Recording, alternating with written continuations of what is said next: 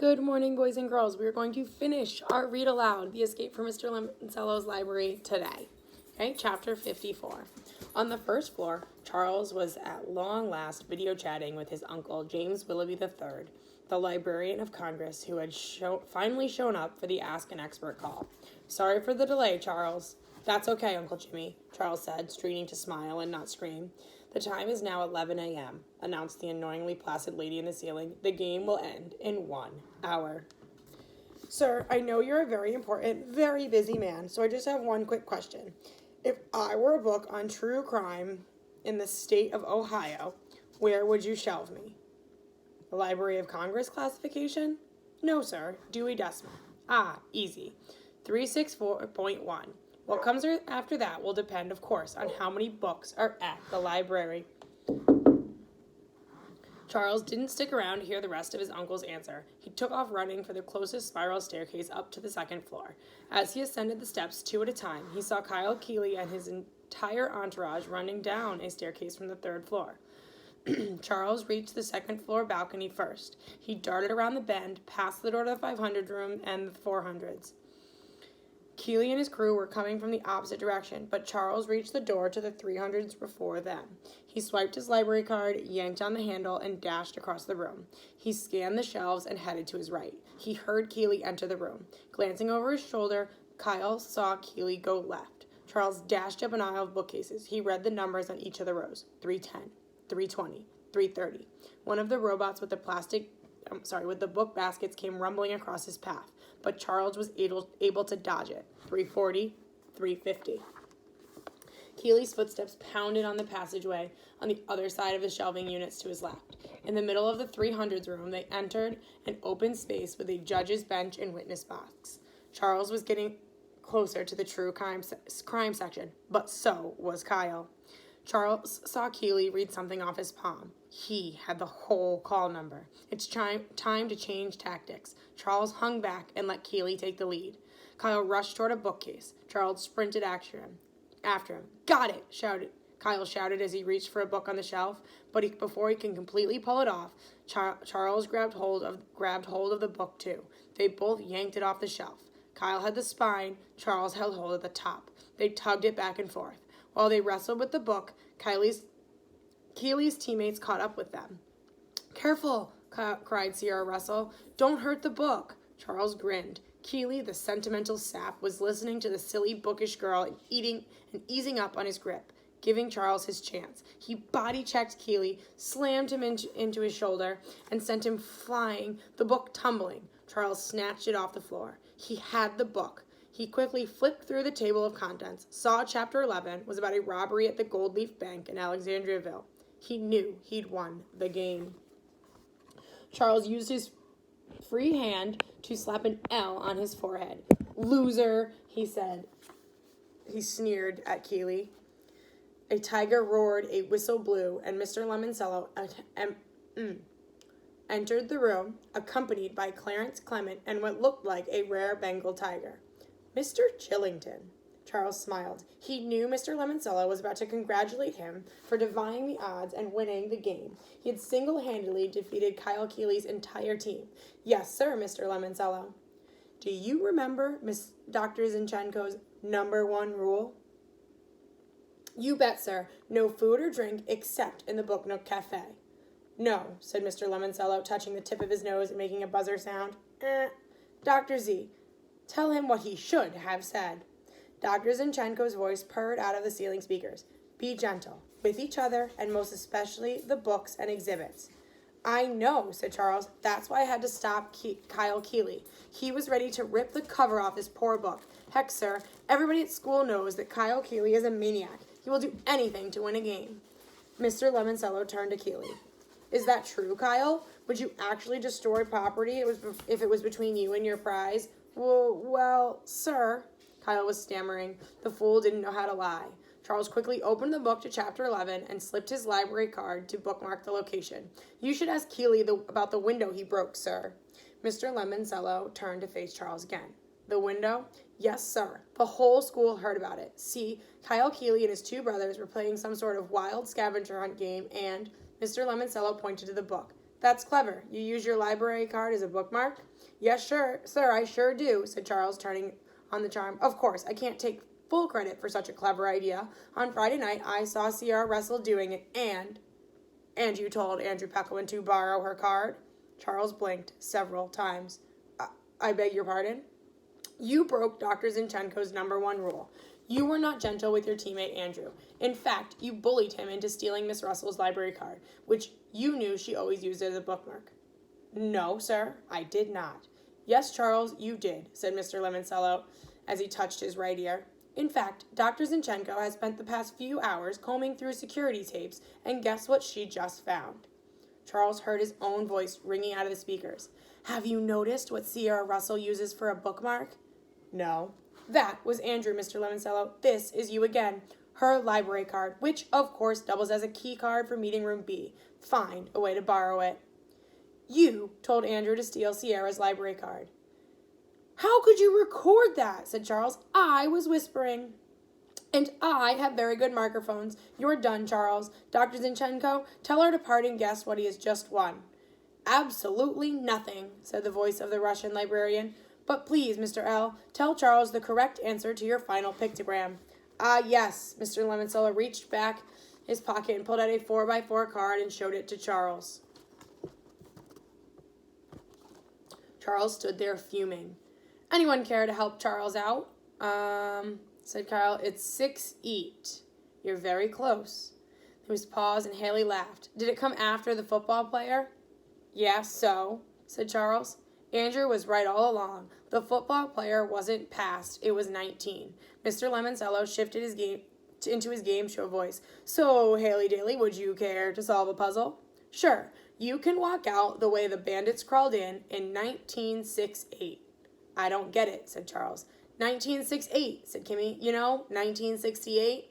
Ah, yes, said Mr. Lemoncello. From the year from the mixed-up files of Mrs. Basil E. Frankweiler, when she won the Newbery Medal for Excellence in Children's Literature. Another clue you completely missed, Charles. Wow, said Miguel, and I thought Chillingtons never lose. There's a first time for everything, said Mr. Lemoncello. Clement, kindly escort young Mr. Chillington from the building. Bye-bye, said Kimmy. There goes the game's biggest loser. Chapter 55. Open it, Kimmy said to Kyle. We only have like 40 minutes to figure out how Loblolly and the Dandy Bandits crawled into the bank back in 1968. Kyle flipped through True Crime Ohio to the place where Charles had slipped his bookmark. Well, said Miguel, Chapter 11. The Dandy Bandits burrow into a bank vault. Even thou shalt not steal. Thou shalt not steal, said Kimmy. And I bet they crawled in, right, said Haley. The clever thieves, Kyle read from the book, took up residence in an abandoned dress factory next door to the Gold Leaf Bank. They spent weeks tunneling from its basement into the bank vault, which, said Miguel, according to those blueprints I found, was down where the book sorting machine is now. That explains the first clue, said Kyle. The title was Get to Know Your Local Library. Dr. Zinchenko meant we need to know this library, which also explains why she wanted us to read those Sherlock Holmes stories. The Adventure of the Red-Headed League, said Sierra, the story about how robbers tunneling into a bank building from the building next door. Kyle nodded. Dr. Zinchenko told me she had just reread it. I bet that's where she got the idea for this whole game. Hey, Charles would have stuck with crawling through sewers like he did in his video game. He might have found the Dandy Bandits tunnel before we did. Come on, guys, said Haley. We need to go back to the basement. I'm coming with you, said Mr. Lemoncello. I have to see how this story ends. Clutching the true crime book against his chest, Kyle led the way down to the stacks. Why are you bringing that book? Asked Kimmy. We'll put it on the conveyor belt thing, said Kyle. Whatever basket the scanner sends it to, I'm guessing is where we'll find our black square. Our shortcut out of the library. Exactly. As the team trooped down to the basement, Mr. Lemoncello turned to Kyle and said, So, Mr. Keeley, did you have fun this weekend? Yeah. Good. Congratulations. Miss Hughes, it seems you have already won. Kimmy sort of blushed. What do you mean? Asked Kyle. In her essay, your extremely good friend wrote, and I quote, I want to see the new library so I can tell my friend Kyle Keeley how cool it is. You wrote your essay about me? Maybe, mumbled Kimmy. Wow, said Kyle. No one's ever done that before. Well, no one's ever going to do it again if you blow our chance at winning this thing. So can we please stop yakking and find our way out of here? Works for me. Warning, said the calm voice in the ceiling speakers. The game will terminate in 30 minutes. Everybody moved a little faster. Fortunately, when the group reached the basement, the floor-to-ceiling bookshelves didn't start sliding into another maze formation. The automatic book sorter is straight up this path, near the far wall, said Kyle. They made it to the conveyor belt. From what I remember of the old blueprint, said Miguel, the vault is right here. The vault was right here, in the same spot as the machine. Okay, you guys, said Kyle. Whatever robo basket this book ends up in is probably sitting right on top of the entrance to the tunnel. Here goes everything. Kyle placed True Crime Ohio in the array of crisscrossing beams. Nothing happened. What's going on? Cried Miguel. Why isn't it working? Maybe this book isn't heavy enough? Kyle pushed down its cover just a bit. Still nothing. They stared, dumbfounded, at the book sitting on the immovable belt. It wouldn't stop moving yesterday, muttered Haley. That's it, cried Kimmy. She hurried to the wall and flipped the emergency shut-off switch back to the on position. Several red laser scans sprung to life under the book drop spot. The belt started moving, slowly. The single book worked its way down the line like a candy bar in a wrapping machine. When it reached the third robo basket from the end, a set of rollers popped up and shunted the book off to the side to the waiting wire basket. The conveyor belt stopped rolling. The robo cart rolled away. Nothing else happened. That's it? Warning, said the calm voice. The game will terminate in 20 minutes. It didn't work, said Haley. We're toast, said Kimmy. Wait, said Kyle, pointing to a square tile on the floor where the robo basket had been. It was glowing like one of the touchscreen computers on the desk upstairs. It says, Howdy, do you like fun games? Get ready. Excellent, said Kimmy. Then she and Kyle cracked up, remembering the box tops from their first puzzle in the boardroom on Saturday morning. Now it says we're going to get an anagram, said Kyle. Ooh, my favorite kind of cookies, said Mr. Lemoncello. Okay, everybody, said Kyle. Gather round and get ready. Kyle, Kimmy, Sierra, Miguel, and Haley knelt on the floor in a circle around the square. Mr. Lemoncello hovered behind them. Here we go, said Kyle as the game's instructions scrolled across the screen. Give me 16 words made from these 16 letters in 60 seconds or less. A 60-second clock popped up on the bottom of the screen, and then a 4x4 boggle jumble of letters. Luigi L. Lemoncello, mumbled Kyle. The 60-second clock started ticking down. Sierra shouted, Lemon, and a ding sounded from the speaker above. The five teammates started shouting out words. Cello, Eon, Elm, Lion, Mole, Leg, Oil. 30 seconds left, said Mr. Lemoncello. 1, Cell, Cone, Lone, Gleam, Line, Mole. We already said that. Melon. That's 15, said the voice in the ceiling. 10 seconds left. Anybody? 5, 4. Colonial, shouted Haley. The computer screen flashed, congratulations, and winners. Somewhere, a game show audience cheered. Fireworks, rockets whistled. Sorry, guys. Fireworks, rockets whistled through the air, and several geese honked out a hooray. Please stand back, said the soothing voice in the ceiling. Kyle and his teammates did as they were told. Warning, the voice continued. The game will terminate in 15 minutes. We still need to get out, you guys, said Kimmy. Hurry, Floor, do something. 8 tiles surrounding the glowing tablet also started to glow. First yellow, then orange, then purple. Our secret square, said Kimmy. There was a series of clicks, and tiles began folding up on themselves and retracting to the floor, opening up like an origami trapdoor. Look, said Haley, there's steps. Mr. Lemoncello peered down the hole at the well-lit staircase and tunnel. My, Dr. Zinchenko has certainly cleaned things up since Mr. Loblolly was here. Of course she did, said Haley, so we can walk out the way the bandits crawled in 1968. Hurry, everybody, said Mr. Lemoncello. I don't want to be late to my own birthday party.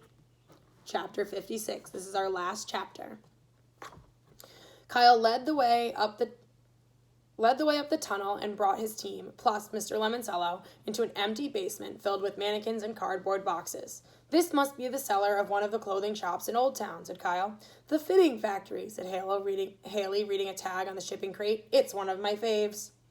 "And," said Sierra, "back in 1968, it was the real dress factory that Leopold Loblolly and the Dandy Bandits used." "There's some steps over here," said Miguel, climbing a wooden staircase, "and a door." He jiggled the knob. "Oh, man, it's locked." Kyle looked up at the dingy casement windows about 10 feet above the cellar floor. He couldn't help grinning. It reminded him of another game he'd won once. This time, he just had to reverse things a little. "Help me drag over a couple cartons," said Kyle to Miguel. "We can stack them on top of each other underneath this window." After they built a step unit out of the boxes, Kyle climbed up and grabbed the window latch. "Great," he said.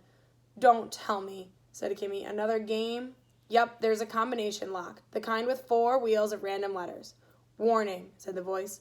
"What?" said Kimmy. "Dr. Zinchenko put loudspeakers in the basement too?" "The game will terminate in 4 minutes." "Yo, open the lock, Kyle," said Miguel. "Hang on, it's some kind of word game." "Is there a clue?" said Haley. "Of course." Kyle read the tiny slip of paper taped to the glass. "Once you learn how to do this, you will be forever free." Everyone started laughing. The last puzzle was ridiculously easy. "Ready, children?" said Mr. Lemoncello. "All together now." And they all shouted at the same time, "Read!" Kyle thumbed the wheels to spell R-E-A-D. The lock clicked and the window opened. This time, he didn't need to shatter any glass to win the game. Kyle and Mr. Lemoncello stood at the top of the highest box and helped the others up and out of the window. When Haley crawled through the window frame, someone in the crowd had gathered all around the library for the game's big finale saw her and shouted, screaming, "Look, it's Haley Daly. She's the first one out. She won with just 2 minutes to go." "Nuh-uh," Kyle heard Katie shout in her perky cheerleader voice. "I'm just one member of a super amazing team. We're all winners. Woohoo!" When Kimmy climbed through the window, the crowd chanted her name. How do you people know my name?" Kyle heard her say. "Dad, did you tell them?" Sierra Russell was set to crawl out next. "Mr. Lemoncello?" "Yes, Sierra." "What time does the library open tomorrow?" "For you, Sierra, 9 a.m. Smiling, she stepped into their hands and climbed out the window. Kyle felt bad when Sierra stood up on the sidewalk. Who was out there to cheer for her? But then she heard Haley shout, "Hey, you guys, you got to meet our amazing new friend, Sierra Russell. She's so smart, she could tell you who wrote the phone book." The crowd went crazy. "Sierra, Sierra, Sierra." "Okay," said Kyle. "You're next, Miguel." "And Miguel," said Mr. Lemoncello, "if your summer schedule permits, I'd love for you to head up my team of Lemoncello library aides." "Thank you, sir. It'd be an honor." "And please invite Mr. Peckelman to join you. But Andrew thinks this library is stupid." "All the more reason for him to spend some time getting to know us a little better. Now off you go." They gave Miguel a little boost up and out the window. The chanting outside grew even louder. "Miguel! Miguel! Miguel!" "You guys," Miguel shouted, "this library is like a good book. You just gotta check it out." The crowd laughed. Kyle groaned. "You're next, Mr. Keeley," said Mr. Lemoncello. "Okay, can I ask you one last question?" "Certainly, and I hope it won't be the last."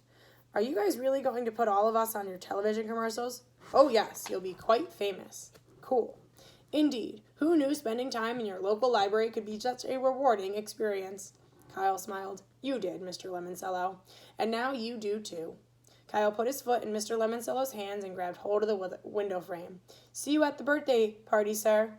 "Oh, yes, and you know what, Kyle?" "What?" "There might be balloons." The end.